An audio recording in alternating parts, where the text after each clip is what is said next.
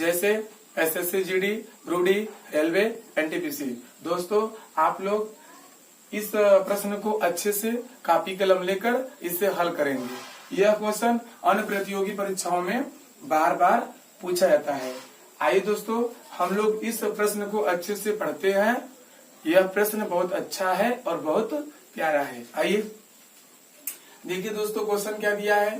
3 और 4 के बीच में 6 परिमेय संख्याएं ज्ञात कीजिए। क्या बोला है कि 3 और 4 के बीच में 6 परिमेय संख्याएं ज्ञात कीजिए। ऐसा क्वेश्चन कक्षा 9 के एनसीईआरटी किताब में दिया है। यह क्वेश्चन कक्षा 9 के गणित एनसीईआरटी के किताब में दिया है। तुम्हारा क्वेश्चन नंबर 2 दिया है। आप लोग कॉपी में देखकर इसे अच्छे से हल करिए। देखिए दोस्तों, इस प्रश्न को हल करने से पहले हम लोग कुछ चीजें जानते हैं। क्या जानते हैं, ध्यान दीजिए। 2 परिमेय संख्याओं के बीच में अनगिनत परिमेय संख्याएं होती हैं। अनगिनत का मतलब होता है दोस्तों अनंत। क्या होता है, अनंत। अनंत का मतलब होता है दोस्तों अनगिनत। अनगिनत का मतलब होता है जिसे गिना न जा सके। जिसे गिना न जा सके उसे हम लोग क्या बोलते हैं, अनगिनत। अनगिनत को बोलते हैं अनंत। क्या बोलते हैं, अनंत। इसका मतलब कि 2 परिमेय संख्याओं के बीच में अनगिनत परिमेय संख्याएं होती हैं। ठीक है। आइए, सभी परिमेय संख्याएं भिन्न नहीं होती हैं। सभी परिमेय संख्याएं भिन्न नहीं होती हैं, परंतु प्रत्येक भिन्न परिमेय संख्या होती है। ठीक है, ध्यान दीजिए। हम लोग क्या जानते हैं कि 2 परिमेय संख्याओं के बीच में अनगिनत परिमेय संख्याएं होती हैं। अनगिनत का मतलब होता है अनंत। अनंत का मतलब होता है अनगिनत। ठीक है।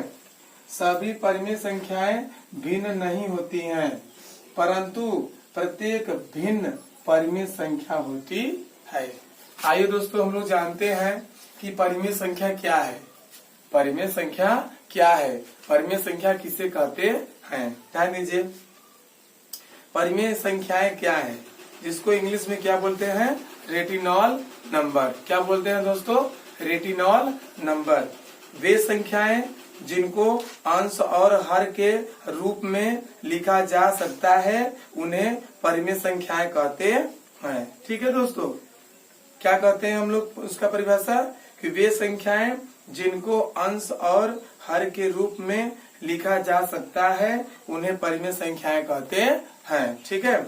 आइए हम लोग जानते हैं, क्या जानते हैं, ध्यान दीजिए। सभी धनात्मक परिमेय संख्याएं, सभी धनात्मक परिमेय संख्याएं शून्य से क्या होती हैं, बड़ी होती हैं। क्या होती हैं दोस्तों, बड़ी होती हैं। और हम लोग क्या जानते हैं, और जानते हैं, क्या जानते हैं, सभी ऋणात्मक परिमेय संख्याएं शून्य से क्या होती हैं, छोटी होती है। इसका मतलब दोस्तों क्या, कि सभी धनात्मक परिमेय संख्याएं शून्य से बड़ी होती हैं, या सभी ऋणात्मक परिमेय संख्याएं शून्य से क्या होती हैं, छोटी होती हैं। ठीक है। आइए हम लोग अब क्वेश्चन को हल करते हैं। ठीक है। आइए देखिए दोस्तों, ध्यान दीजिए कि 3 और 4 के बीच में 6 परिमेय संख्याएं ज्ञात कीजिए। क्या बोला है, 3 और 4 के बीच में 6 परिमेय संख्याएं।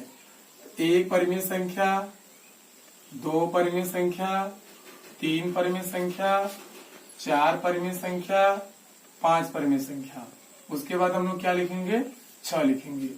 यानी 3 और 4 के बीच में 6 परिमेय संख्याएं ज्ञात कीजिए। 1 2 3 4 5। एक दोस्तों और करेंगे। ठीक है, ध्यान दीजिए। 6 बोला है ना, उसके बाद हम लोग क्या करेंगे, 6 कर देंगे। ठीक है।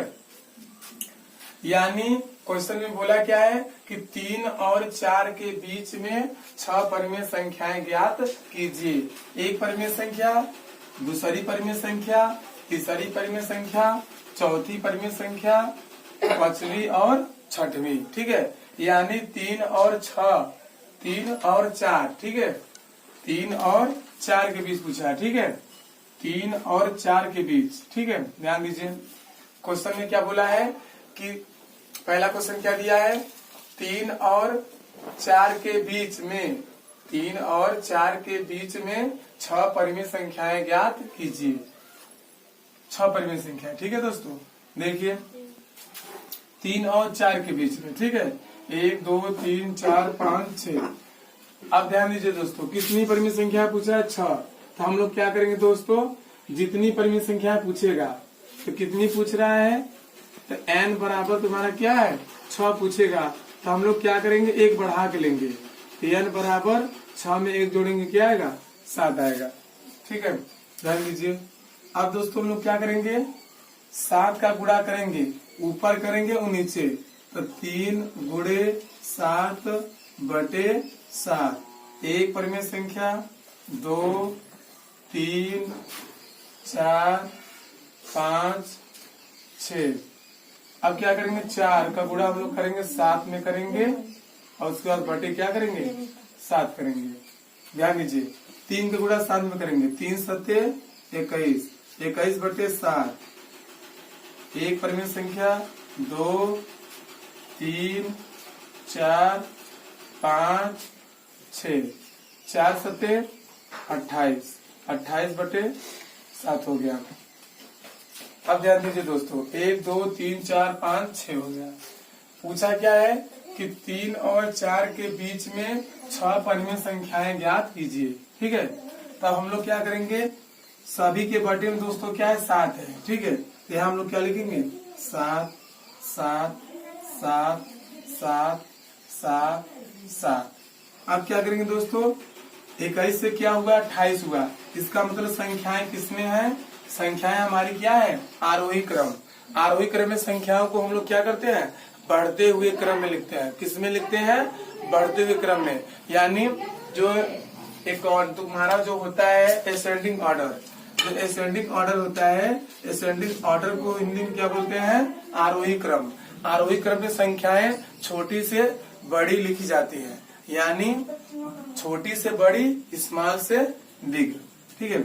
यहाँ 21 है, 21 के बाद क्या आता है, 22, 22 के बाद क्या आता है, 23, 23 के बाद 24, 24 के बाद 25, 25 के बाद 26, 26 के बाद क्या आता है, 27, 27 के बाद क्या आता है, 28 आता है, ठीक है। लिखेंगे अतः 3 और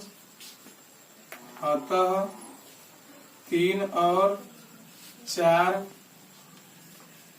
के बीच, 3 और 4 के बीच 6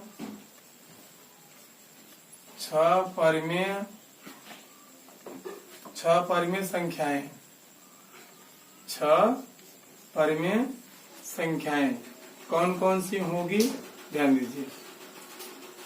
अतः 3 और 4 के बीच 6 परिमेय संख्याएं, ध्यान दीजिए, क्या होंगी, 22 बटे 7 कामा 23 बटे 7 कामा 24 बटे 7 कामा 25 बटे 7 कामा 26 बटे 7 कामा 27 बटे तुम्हारा क्या हो जाएगा, 7।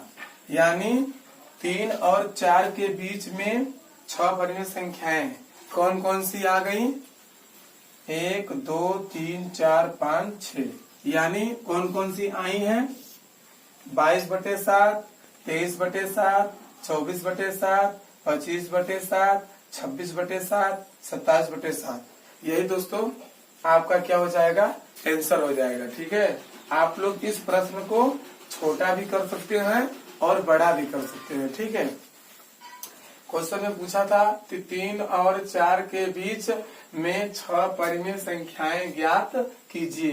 तो 6 परिमेय संख्याएं कौन कौन सी आएंगी, जो 6 परिमेय संख्याएं आएंगी कौन कौन सी आएंगी, 22 बटे 7, 23 बटे 7, 24 बटे 7, 25 बटे 7, 26 बटे 7, 27 बटे 7।